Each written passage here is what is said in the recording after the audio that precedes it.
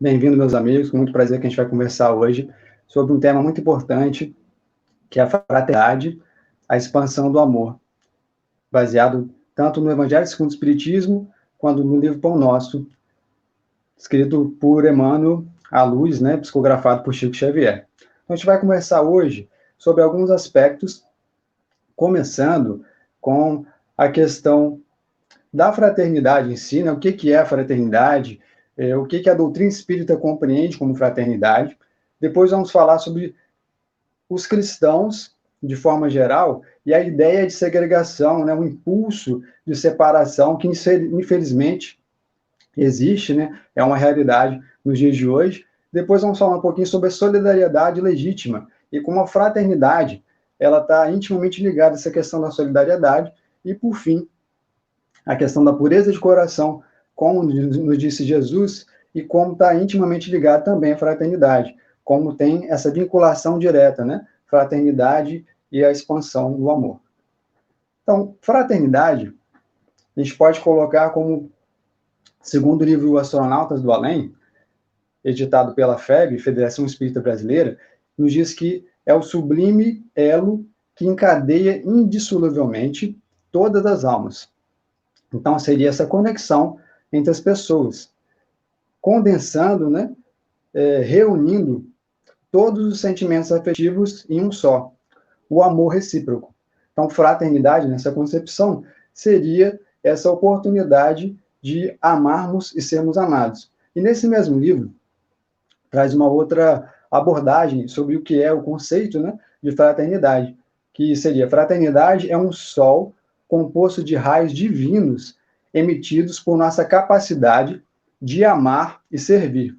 Olha que interessante, oportunidade de amar e também de servir. Então, a fraternidade seria essa via de mão dupla, né? Estamos ali amando e também servindo. É uma troca. Então, nesse contexto, né, nessa realidade, o que seria a fraternidade, nós vamos conversar primeiro sobre o diálogo interreligioso e o impulso, né, a ideia inicial dos cristãos de forma geral, mas que a gente pode ampliar também para as outras pessoas de outras crenças ou que não tenham crença. Mas aqui, mais especificamente, nós vamos falar sobre os cristãos e a ideia de segregação, a ideia de separação. E como a fraternidade seria a ponte, né? Seria essa ferramenta para congregar, para unir, né? Para conseguirmos realmente dialogar com aquele nosso amigo, irmão, parente, que tem uma crença diferente da nossa.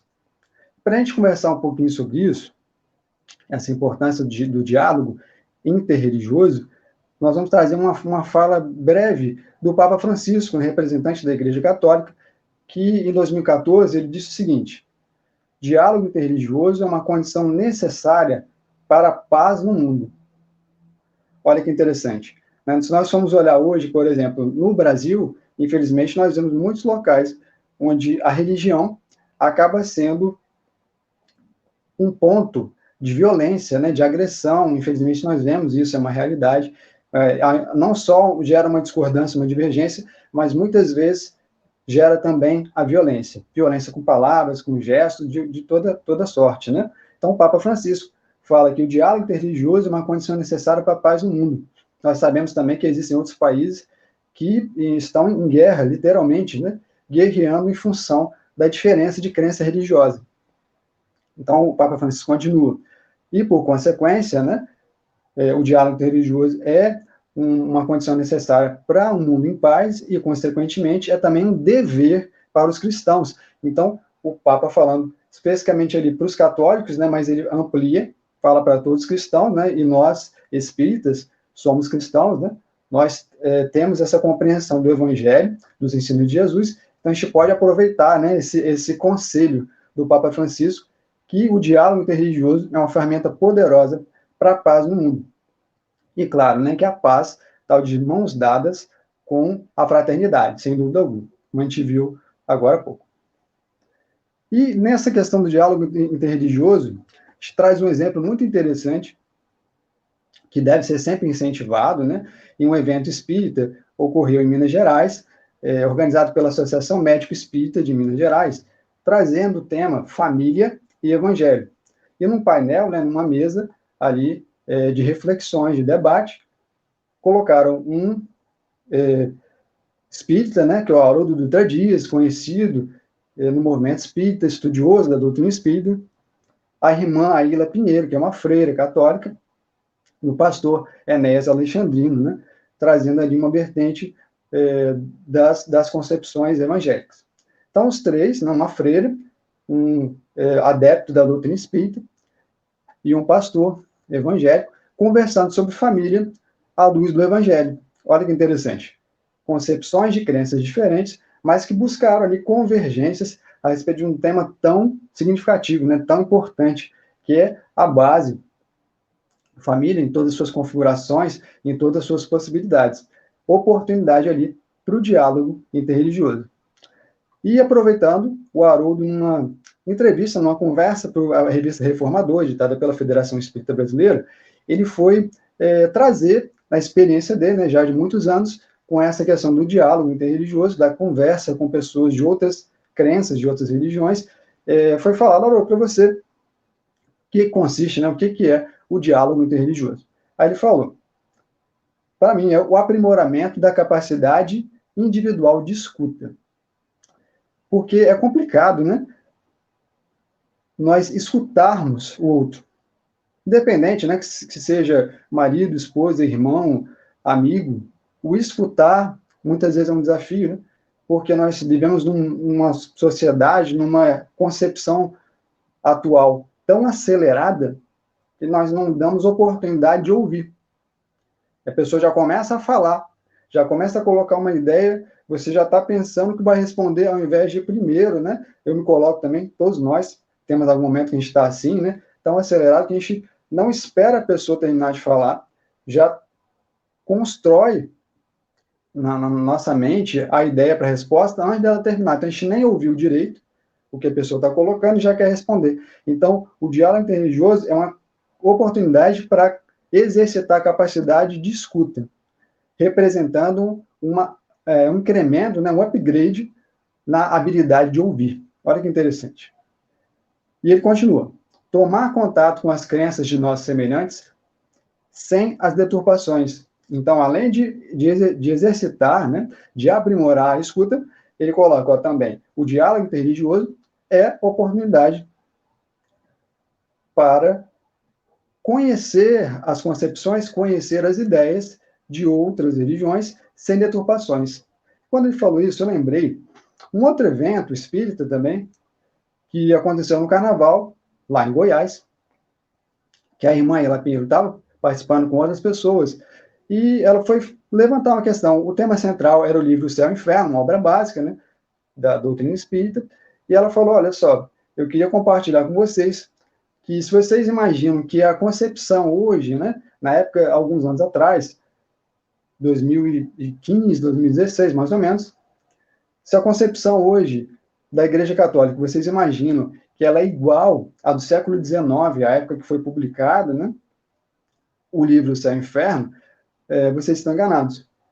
Ele falou, por exemplo, a ideia de Céu e Inferno, a irmã Aila Pinheiro estava falando, né, a ideia de Céu e Inferno é muito diferente. Nós entendemos hoje, para o catolicismo, para os estudiosos da concepção católica, que céu e inferno é um estado de espírito, não é um local específico, não é um local pré-determinado. Muito semelhante com a ideia que a doutrina espírita traz acerca do céu e inferno. Ela falou, olha, pode ser que, de repente, um católico comum, né, um frequentador da Igreja Católica, não tenha oportunidade de aprofundar esse tema, não tem oportunidade de ampliar e compreender, mas as pessoas que estudam, né, e ela tem doutorado em Carta aos Hebreus, ela é uma estudiosa, uma freira, né, mas é uma estudiosa do catolicismo, ela traz essa questão, que num ponto em que aparentemente é completamente divergente, né, da doutrina espírita, ela traz que não, que já evoluiu em relação ao catolicismo, né, não estamos aqui criticando, mas é uma freira, né, estudiosa que colocou, que mudou a concepção.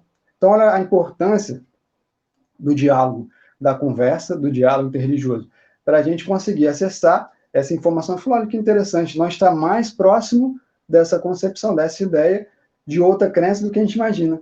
É uma oportunidade de aproximar, né? Uma oportunidade de estreitar mais esse laço. E o diálogo interreligioso é uma ferramenta fantástica para isso. E a gente propõe, né, dentro dessas reflexões, dentro dessas ideias, falando da questão da fraternidade, falando da oportunidade de fortalecer os laços, que um ponto que vai auxiliar isso é o ensino moral de Jesus, onde a gente pode conviver com as diferenças, porque o ensino moral de Jesus, ele é universal, né? Até aquele que não tenha crença, né, que seja considerado agnóstico ou ateu, nós podemos conversar com ele, com respeito, né, mútuo, sobre o ensino moral de Jesus, porque ele é universal, ele é atemporal. E o próprio Evangelho segundo o Espiritismo, né, na sua introdução, coloca isso. Ele fala o seguinte: o ensino moral é terreno onde todos os cultos podem reunir-se, estandarte sobre o qual podem todos colocar-se, quaisquer que sejam suas crenças, porquanto jamais ele constitui matéria de disputas religiosas. Então, a gente perde, às vezes, a oportunidade de fortalecer essa conexão, de fortalecer a nossa relação com alguém que tem uma crença diferente da nossa, através do ensino moral de Jesus, através dessa ferramenta fantástica, que a gente pode colocar como resumo que é a própria essência do Evangelho, né? Não só o registro ali escrito, né, que a gente condensa na Bíblia, mas a própria vivência de Jesus, né? O ensino moral, a vivência, as suas experiências, as suas lições de forma geral. E Emmanuel reforça isso na lição Sentimentos Fraternos. Está lá no livro Pão Nosso. Ele reforça isso num trechinho. Mais reflexão e mais ouvidos ao ensinamento de Jesus, e essas batalhas injustificáveis estariam para sempre apagadas.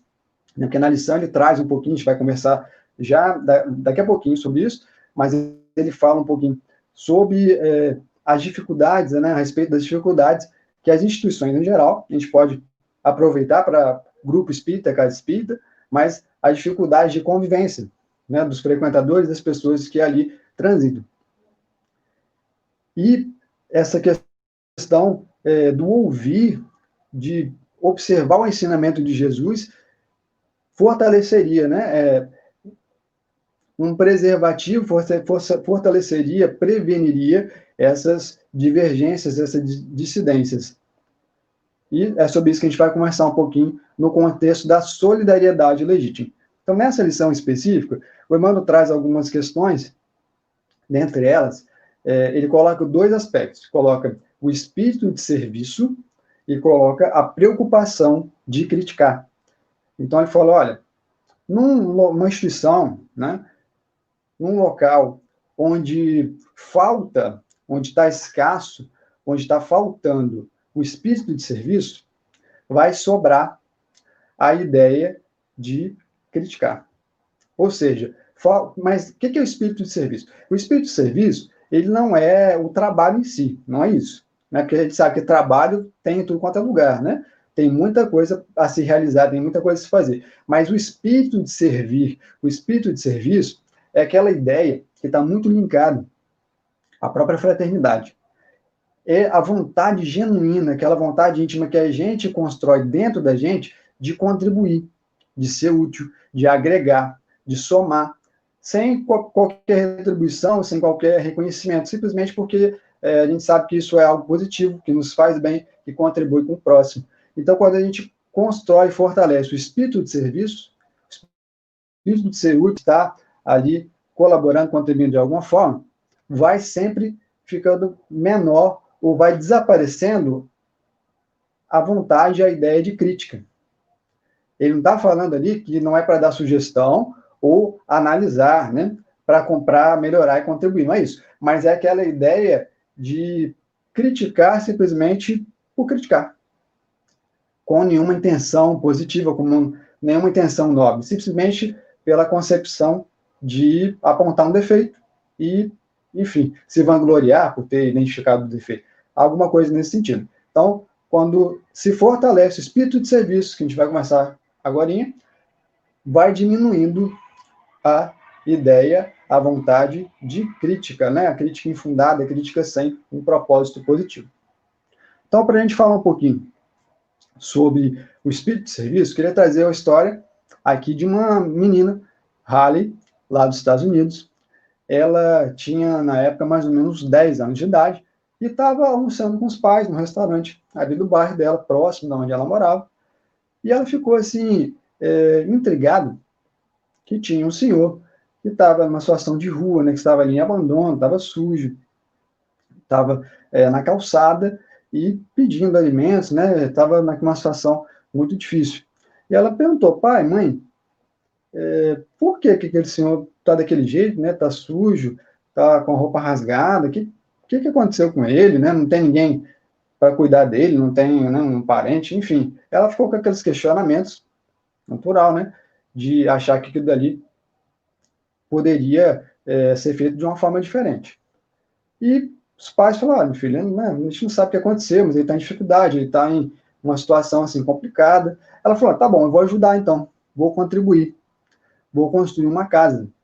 E ela foi lá, pegou papel, pegou caneta, foi, desenhou, né, fez um projeto de uma casa, aquelas casas que você empurra, né, aquelas casinhas de madeira, que são compactas, mas dá para a pessoa dormir ali dentro.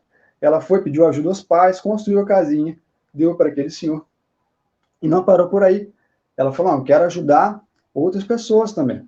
Eu quero contribuir, eu quero, né, ser útil. Eu vou plantar legumes, hortaliças, né, vegetais em geral, e para a gente doar para as pessoas que precisam, inclusive, para esse senhor. Então, assim, demonstra uma vontade genuína, uma vontade realmente sincera de contribuir. Esse é o espírito de serviço, é o espírito de realmente ser útil, de poder contribuir, de colaborar, sem esperar algo em troca. E Jesus, em vários momentos, ele fala sobre isso. Né? A gente vai trazer um trechinho aqui, está lá em Mateus 23, 11 e 12, capítulo 23, versículos 11 e 12, que fala o seguinte, Jesus fala, porém, maior entre vós será o vosso servidor, e aquele que exalta a si mesmo será diminuído, e aquele que diminui a si mesmo será exaltado. Então, assim, vale a pena depois, né, pegar os comentários de Emmanuel. Temos uma coleção muito interessante, editada pela Federação Espírita Brasileira, o Evangelho por Emmanuel, que compila, né, que reúne vários comentários, mas só para a gente pegar a essência aqui da importância do servir, que é tão importante, né, que o maior entre vós será o vosso servidor, que o servir sinceramente, servir genuinamente, buscando contribuir, né, sem querer algo em troca ou sem querer ganhar fama ou qualquer coisa parecida. Servir porque eu quero ser útil, eu quero contribuir, quero agregar algo de positivo para o meu semelhante.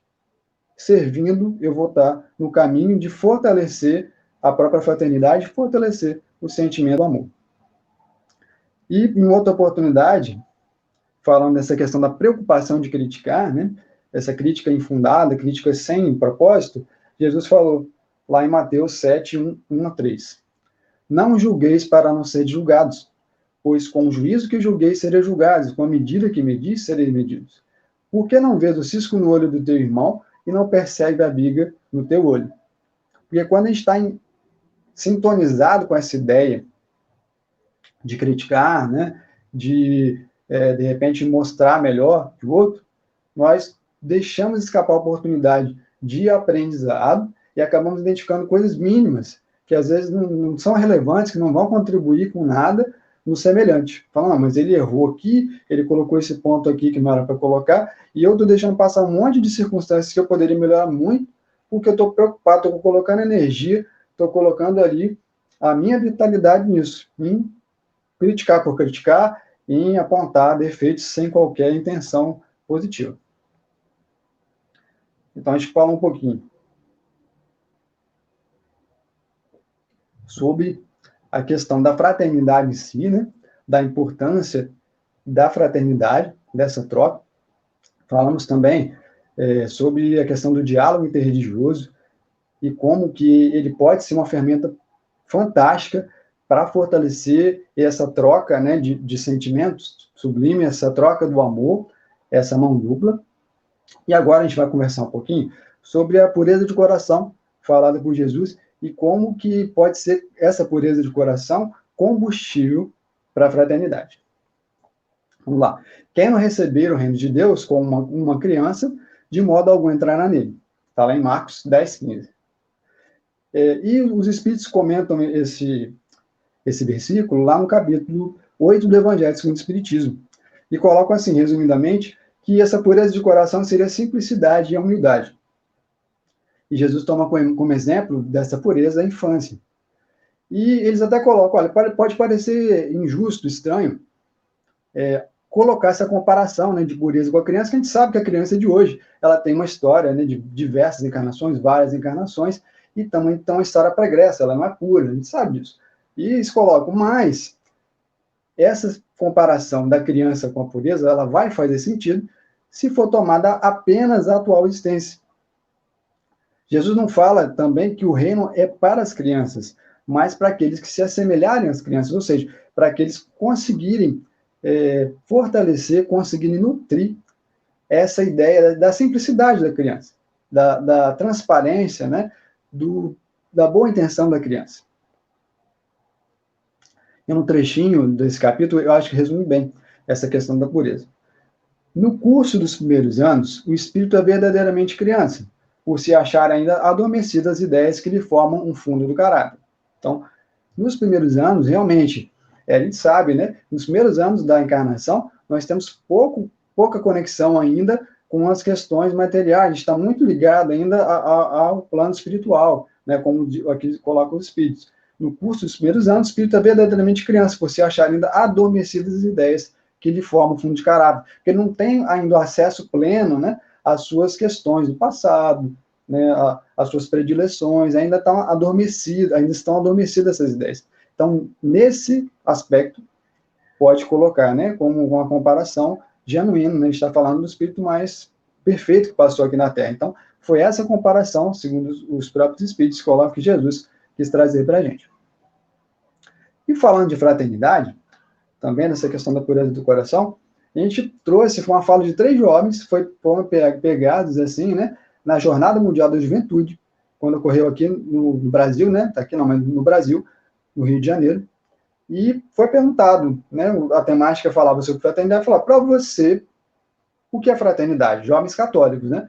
E um deles falou, fraternidade é o carinho e amor que nós temos que trazer ao próximo. Com fraternidade, carinho e amor que nós temos que trazer ao próximo. Faz sentido, né, como a gente falou no começo, que seria esse laço, seria esse elo que nos une. E o outro falou o seguinte, tratar as pessoas como se elas fossem da família, como se fossem nossos irmãos. Olha que interessante. E um outro jovem falou o seguinte, hoje em dia, fraternidade é amor. Olha só como está fortalecendo a ideia, né, que nós trouxemos, que o Espiritismo coloca de fraternidade. Olha como que faz sentido. Como que a gente pode aproveitar esse diálogo interreligioso para fortalecer a fraternidade, fortalecer essa troca, fortalecer essa conexão entre as pessoas. E Emmanuel diz o seguinte, e que ninguém peça ao céu determinadas receitas de fraternidade, porque a fórmula sagrada e imutável permanece conosco. Aí ele resume, permanece conosco no amai-vos uns aos outros. Então, Emmanuel vai colocar nessa lição, né, no livro Pão Nosso, Sentimentos Fraternos, ele vai trazendo a importância, né, do espírito de serviço, falando de tomar o cuidado com a ideia, né, de criticar, com a vontade de crítica, buscar deixar mais fraco isso, né, fortalecendo o espírito de serviço, buscar contribuir com o coletivo, contribuir conosco mesmo também, para fortalecer, para nutrir esses laços que nos unem de fraternidade, e ele arremata, ele resume dessa forma, que a gente não precisa pedir aos céus uma receita de fraternidade, porque nós já temos. Amar-nos uns aos outros. Mas o desafio, o grande desafio, é buscar ferramentas para isso primeiro, né? Nos conhecendo, percebendo o que nos nutre verdadeiramente, em termos de amor, em termos de afeto, de carinho. Buscar essa conexão íntima nossa com a espiritualidade e com o próprio Criador, e com isso, deixar fluir esse sentimento sublime e verdadeiro, doando para o próximo, colocando verdadeira e sinceramente o sentimento sublime, que é o amor advindo do próprio Criador para o nosso semelhante. Que essa troca, lembra da fraternidade? É a nossa capacidade de amar e de servir. E não podemos separar uma coisa da outra, né? É servir amando e amar servindo. E vai ser dessa forma que a fraternidade ela vai se expandindo através do amor. Então a gente queria trazer essa concepção, um trechinho da música Apenas Amar, interpretada por Denis Soares, que ele fala o seguinte, né? Invencível expande o amor e fraternidade. Eu desejo apenas amar, e todo um mar de afetos cativar.